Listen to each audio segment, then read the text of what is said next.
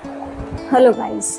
जब भी बच्चे एग्जाम शब्द सुनते हैं तो उनका दिल तेजी से धड़कता है। किसी को घबराहट होती है, किसी को मोशन आते हैं और किसी किसी बच्चों को तो फीवर भी हो जाता है। तो एग्जाम अलग अलग हो सकते हैं, लेकिन डर हर बच्चे में समान होता है। और एक सवाल हमेशा बच्चों के दिमाग में घूमता है कि जो मैंने याद किया है वो याद रहेगा, और अगर मैं फेल हो गया तो सब क्या कहेंगे। मोस्टली बच्चों को डर आता है, लेकिन ये डर आता कहाँ से है, क्या कभी आपने सोचा?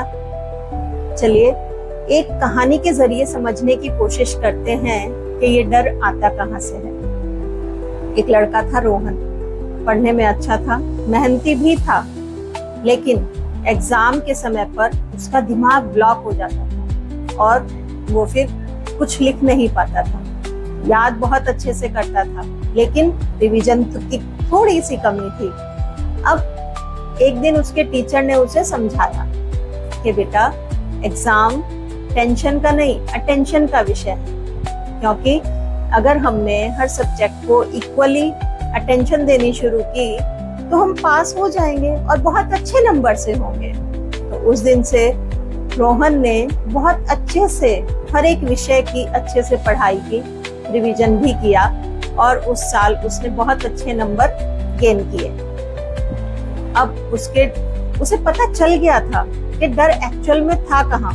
वो उसके दिमाग में था, वो उसकी सोच में था। क्योंकि जब हमारी तैयारी थोड़ी कम होती है, या फिर ये कहें कि हम रिवीजन ही नहीं करते, हमने केवल याद किया और छोड़ दिया, तो फिर क्या होता है, हमने याद किया और छोड़ दिया, या उसके बाद जब हम दोबारा सेकंड टाइम उसको एग्जाम में याद करने की कोशिश करते हैं तो एक शब्द गायब तो पीछे का सारा गायब हो जाता है।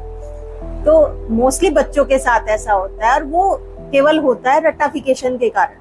क्योंकि जब आप रट्टा मारोगे तो यही होगा, आपको लिख लिख कर याद करना है। दूसरा, उस दिन से जब रोहन ने ऐसा करना शुरू किया तो उसको पता चला कि एक्चुअल में दिक्कत कहाँ थी।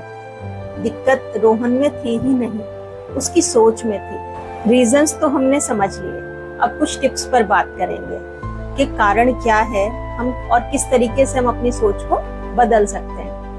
तो पहला है कि हमें एग्जाम को एक टेस्ट की तरह समझना होगा कि वो हमारे जो भी नॉलेज हमने गेन की इस साल, वो उसका टेस्ट है, ना कि हमारी पर्सनैलिटी का। और दूसरा कि जब भी हम एग्जाम देने जाते हैं तो उससे पहले हमें पॉजिटिव अफर्मेशंस बोलनी होगी, जैसे कि I am the best, I do my best, I am calm, I am ready for exam, या आई एम रेडी। आप ऐसे भी बोल सकते हैं, या फिर हिंदी में भी बोल सकते हैं, जैसे आपको उचित लगे वैसे बोले।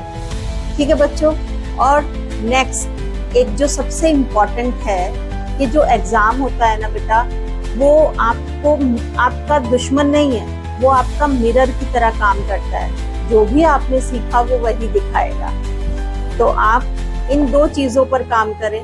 पहला, आप पॉजिटिव अफर्मेशंस डेली बोलें, और अगर हो सके कोशिश करके अगर आप मेडिटेट कर सकते हैं तो मेडिटेट जरूर करें 15 मिनट। और नेक्स्ट चैप्टर में हम जानेंगे कि माइंड का गेम जीतना कैसे है। और आज इतना ही। Thank you.